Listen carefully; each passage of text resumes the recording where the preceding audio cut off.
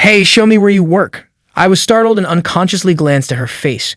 With her typical condescending and conceited demeanor, Lauren, with whom I had reconnected during our reunion after 18 years, was making an outrageous demand.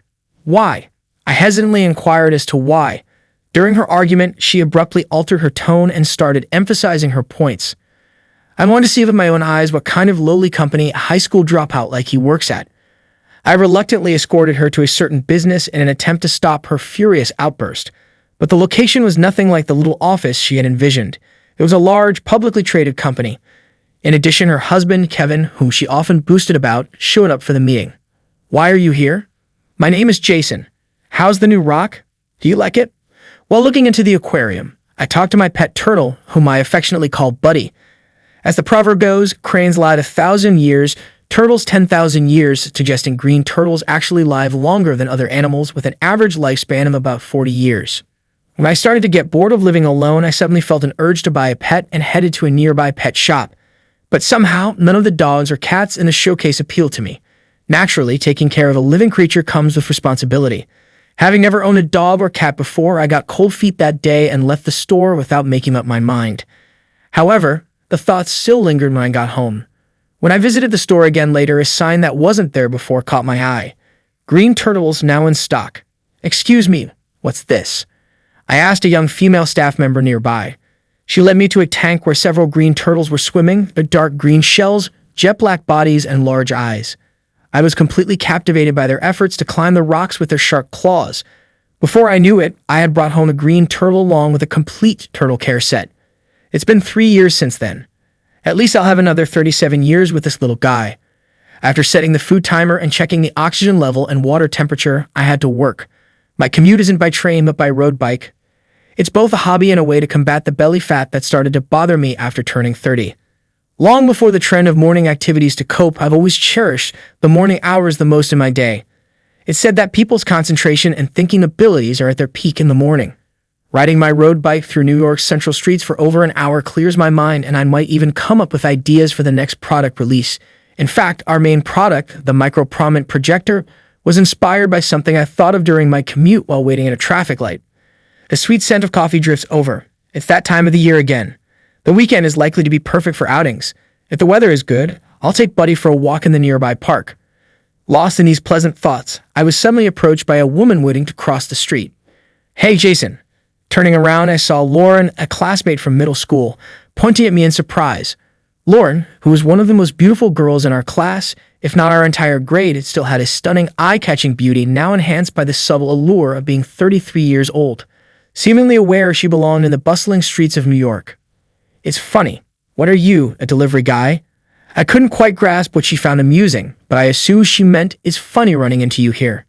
Interpreting it in my own way, she seemed to have mistaken me pedaling my road bike for a delivery rider. "Sort of. What about you, Lauren?" She flashed an unnaturally white smile. "I have a photo shoot this morning, but more importantly, you're going to the reunion this weekend, right?" "Oh, right. I had completely forgotten about that." I remembered a postcard I had left at the entrance of my house. This weekend marks the 18-year reunion of my middle school class. The venue, if I recall correctly, is an Italian restaurant in Somerville. I'm planning to attend. As the traffic light looked like it was about to change, I replied briefly, "Make sure you come." She said in her usual high-handed manner, "You have to come." She hadn't changed a bit from those days, a stunning beauty with a flawless face and figure, but honestly, not my type. I had seen many of my male friends in middle school get heartbroken by Lauren. Some were bluntly rejected and completely crushed, while others thought they were in a relationship with her, only to find out they were just being strung along. Who knows how many guys cried over her misleading behavior and cunningness. Of course, it wasn't just the boys. There were numerous couples who broke up simply because the boy had fallen for Lauren. Middle schoolers are in the sensitive period of adolescence, and once a conflict between boys and girls starts, rumors spread quickly in the confined school environment. Some girls were openly hostile towards Lauren, but she just ignored them as if nothing mattered. At the young age of 15, her audacity and brazenness were unparalleled, almost commanding respect. She carried herself as if the world revolved around her, a divine air to her demeanor. With her beauty and calculated behavior, she was like a bewitching witch at the top of the school hierarchy, manipulating those around her at will. On the other hand, back then I was just an average middle school boy, more interested in club activities and video games than dating girls. The only thing notable about me was that my voice broke a little earlier than my friends. I wanted no part in the drama surrounding Lauren and her clique, nor did I want anyone taking away my precious gaming time. I was just a typical adolescent, perhaps even less mature for my age, while Lauren was a sophisticated middle schooler years ahead of her time. I've always believed that I have an instinct for sensing these kinds of things. Since I was young, Lauren was definitely one of those people. Her dazzling brilliance was beautiful from a distance, but get too close and you're likely to get burned. This unexpected morning encounter with Lauren made me reflect on my middle school days. As I pedaled on my road bike, arriving at work slightly sweaty, I finally settled into my day. As soon as I sat at my desk, I'd open my computer. Our company has advanced in paperless operations, so everything from confidential contracts to personal receipts is stored electronically. At first glance, one might think there's no work left without physical documents, but once I opened my personal shared folder, a plethora of unreviewed documents awaited me. I let out a sigh and checked my schedule on Outlook, 5 mandatory meetings today and over 45 unread emails. I prioritized my tasks before diving into the material for the first meeting. Days like this fly by in a blink. Sometimes it's important to take a moment to reflect on oneself. In that sense, the reunion might be a good opportunity. Finally, after finishing my work for the day, I left the office. Intoxicated by the even sweeter scent of osmanthus, I rushed back on my road bike. Upon arriving home, I found Buddy in the same position as when I left, leisurely yawning on his new rock formation. Then came the weekend. The reunion was set for the evening, so I had a plan to take Buddy to the park during the day. But unfortunately, it was rainy. With no other choice, I tossed the pile of laundry into the washing machine and pressed the start button on its automatic dry cycle. Immediately, the drum of the washer began to whirl. Watching it spin, my thoughts also began to whirl, taking me back to my middle school days. That was the day of our graduation ceremony. By chance, as I walked down the corridor, I'd overheard Lauren talking with a friend. "What's with him? He's so annoying." "The worst," she said in a petulant tone. "Calm down. There's no guy who wouldn't be swayed by Lauren," her friend consoled her, trying to reassure her. Honestly, I was more surprised to hear that there were guys she couldn't charm. It wasn't just dropping, but I couldn't help overhearing. I decided to keep this fact to myself without telling anyone. After the graduation ceremony, almost everyone in our grade went on to either public or private high schools, with just one exception. I was heavily into the computer class I was attending as an extracurricular activity at the time and decided to forego high school to pursue programming more seriously. I convinced my parents to let me immerse myself in a free school. Luckily, my parents were very open-minded and laid-back people. "How about you attend a famous computer school in New York instead? Is that a sports thing? What if Jason becomes a world champion or something? If you're going to be on TV, Mom has to start losing weight now." That was how casual my parents were, mixing together computers, programming, and sports. Normally, if one parent is lenient, the other tends to be strict, but both of my parents were optimistic. Perhaps because they had me at a young age, they saw me not going to high school as a humorous son, trying to accomplish something different and unconventional. So when I told them I didn't want to go to school and just explained what I wanted to do, there was no conflict with them at all. At the same time, I was surprised and somewhat worried about their too lenient educational stance. But thanks to that, I am who I am today. Eventually, I passed the entrance exam for a renowned programming school in Chino Hills, California, which my father found for me. I spent 2 years there mastering programming skills. Armed with these skills, I started my job hunt, but I encountered an unexpected problem. The career counselor at the job center frowned upon seeing my resume and said, "Programming school. This doesn't give you a high school diploma, so your highest education is middle school." Sadly, that was exactly the case. One reason my parents didn't object to the programming school was that if I passed the selection test, the tuition would be almost free, making the educational expenses significantly lower than going to high school. We weren't extremely poor, but we were a low-middle-class family. Both of my parents were from rural areas and had no savings since they had me at a young age. Afterward, I was rejected by every id-related company I applied to through the employment office, and dark clouds started looming over my life. But being the son of those parents, I maintained some optimism.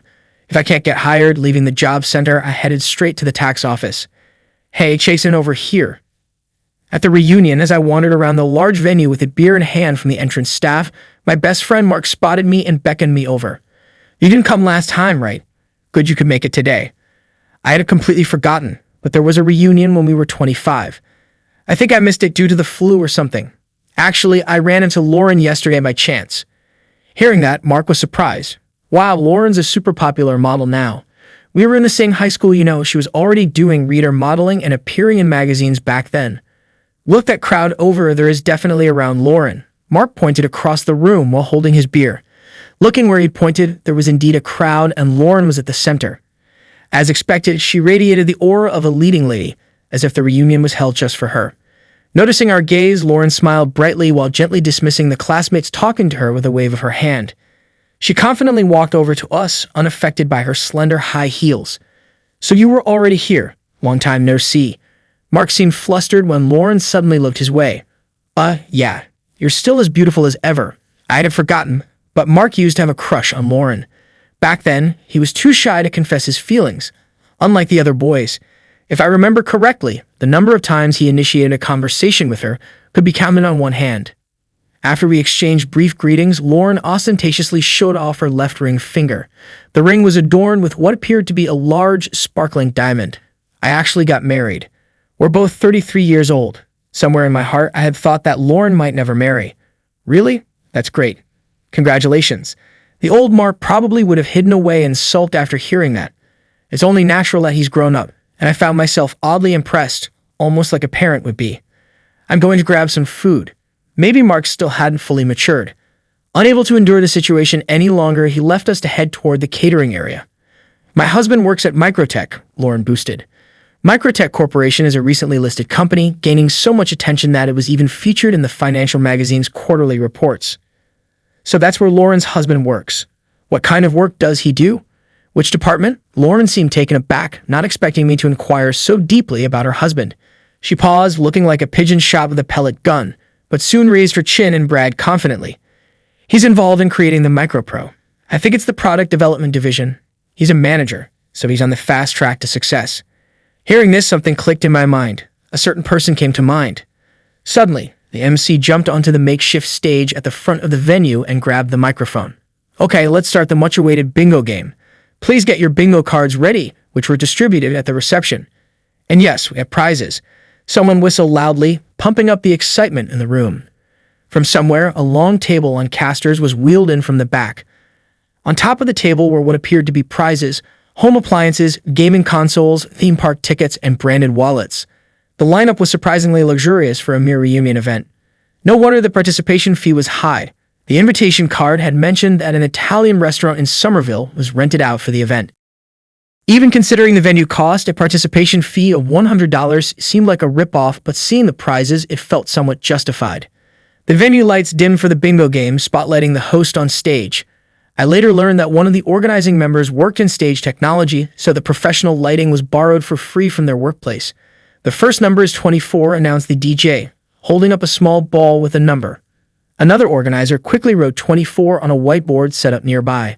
With the audience lights dimmed, the only way to see the faces of those around us was by the light spilling from the stage.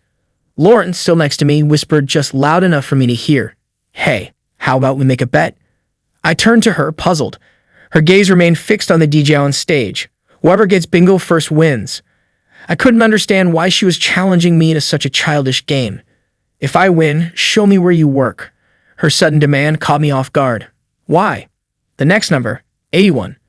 Maybe we'll see some reaches soon." The entire venue was getting into the spirit. Soon, someone nearby shouted, "Reach." Lauren then suddenly turned to face me. Although her face was hard to see due to the stage lights, her eyes were cold and sharper than I'd ever seen. "I want to see where a high school dropout like you works." For a moment, the air between us turned icy. What's her deal? I never liked Lauren, not even back in middle school, and we weren't particularly close. If anything, I had kept my distance to avoid trouble. Yet now, for some reason, she seemed intent on involving me. Soon after, someone finally yelled, "Bingo!" The venue erupted into applause, and the lights suddenly brightened, allowing us to finally see each other clearly. Prizes are going fast, everyone. The next number is 7. Hearing this, Lauren smirked. "Lucky number 7. I win. Remember our bet?" She left me standing there in surprise and promptly went forward to claim her prize. "Here you are. Couldn't see you in the dark." Mark, who had disappeared earlier, found me and started chatting again. He offered me a plate overflowing with salad and fried chicken, insisting I eat. I debated whether to tell my best friend about my recent interaction with Lauren, but in the end, I decided not to tell anyone. The 18-year reunion came to a close without further incident.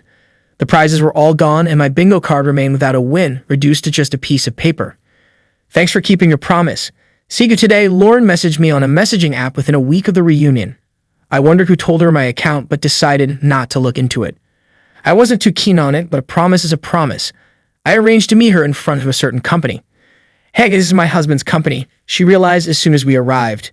Indeed, as she said, we were standing in front of Microtech Corporation. I told you I want to see where you work. Her tone was noticeably more forceful than before.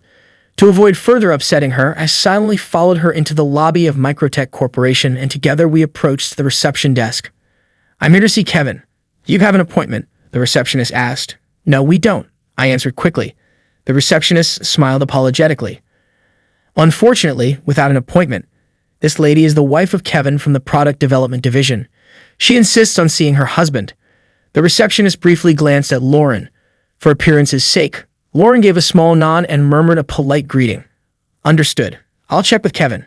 May I ask your relationship to him? Lauren tapped her fingers impatiently on the counter, looking irritated. Why are you doing this, calling out my husband like this? What are you planning? You and Kevin haven't even met before, right? Ignoring her questions, I handed my business card to the receptionist. The receptionist's demeanor changed instantly, looking back and forth between the card and me. Mr. Smith from Global Tech, I apologize for the oversight. Please go to the 15th floor. Lauren looked surprised at the receptionist's sudden change of attitude. Without fully understanding the situation, we got into the elevator together. Partway up, two female employees joined us. Noticing Lauren, they started whispering to each other. Is that, yay, the model Lauren, right? Lauren, accustomed to such attention, ignored them, maintaining her silence. Just as one of the women was about to approach Lauren, we reached our floor and Lauren brusquely stepped out of the elevator, expression unreadable. In the guest meeting room, after a short wait, the door opened. It was Kevin, Lauren's husband. Lauren, why are you here? Mr. Smith, what brings you here suddenly? Is there an issue with our products? He seemed more concerned about why I was there than about his wife's unexpected appearance. I'm sorry for barging in unannounced. Lauren, a former classmate, was curious about what her husband does, so I brought her here. I explained, showing respect. President Smith and his wife were classmates? I had no idea. I don't know the circumstances, but it seems my wife has caused some trouble. I'm truly sorry for that. Seeing the two men apologizing to each other, Lauren appeared awkward and embarrassed. Jason, I wanted to see what kind of place a junior high school dropout like you work at, so why did you bring me here? Lauren asked me the question hesitantly, her eyes filled with suspicion. It seemed like the right time to reveal the truth. After graduating from middle school, I had dropped out of high school to attend a programming school. Once I had a reasonable grasp of computer-related knowledge, I started looking for a job.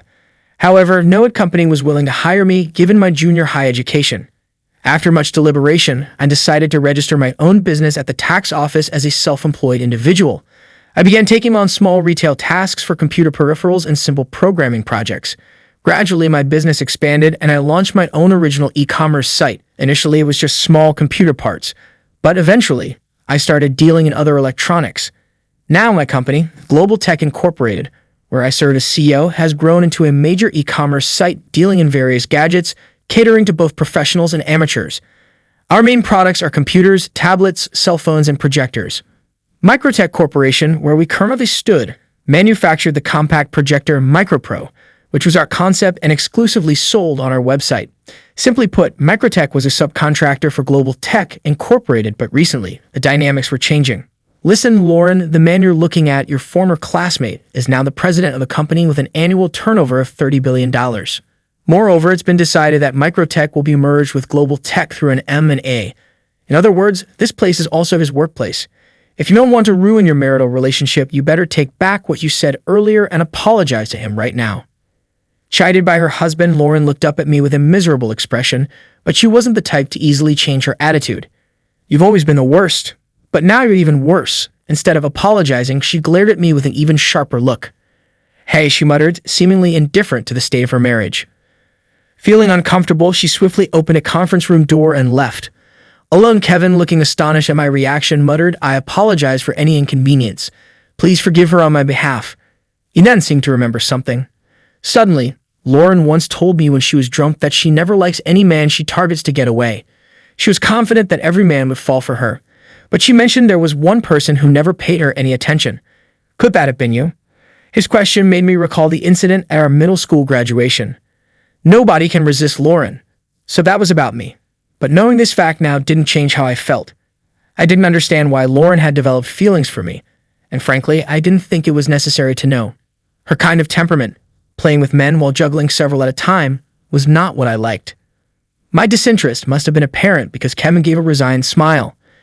You just made a face that shows you have no interest in my wife. Lauren isn't a villain. It's like those kindergarten boys who tease the girls they like. Perhaps Lauren harbored similar feelings towards you. She wanted to prove how happy she is now, making you regret not paying attention to her. I see. The way Lauren looked at me during the bingo game and earlier was not sweet affection, but a dark mix of obsession and jealousy. It's an overcomplicated situation. It made me feel somewhat disheartened, but perhaps Kevin felt the same way. In a sense, being married to her, he might be suffering more. But maintaining his composure, he straightened up and said, "I apologize for this. I must be going."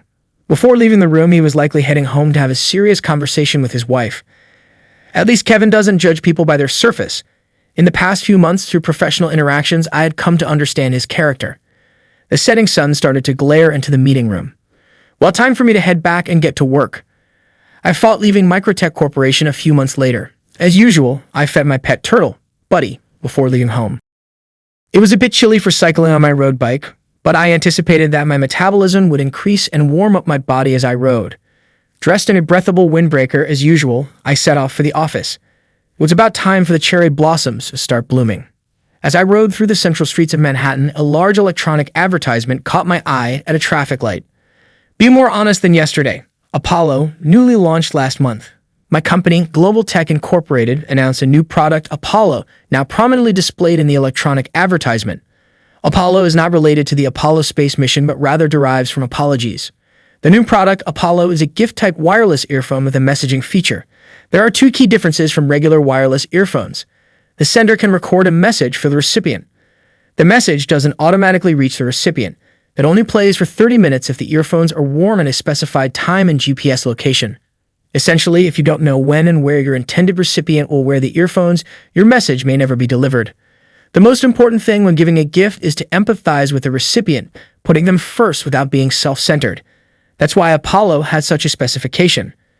This inconvenient communication method, contrary to the high-tech era, piqued interest, especially among young people on social media. The Apollo wireless earphones became a hit, reflecting good sales. People like Lauren, unable to effectively convey their feelings, are plentiful in this world. Though I will never reciprocate her feelings, I hope to help those who struggle to express themselves.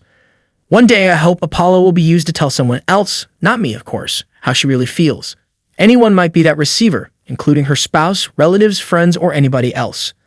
Apollo is also the god of healing in Greek mythology. Those who are ensnared in envy and obsession might undoubtedly be healed by embracing honesty, becoming more liked by others, and learning to love themselves. I do not presume to be able to cure her complex nature. I longed for the happiness of that lovely witch who would never again be in front of me when I looked into Buddy's large black eyes while he ate.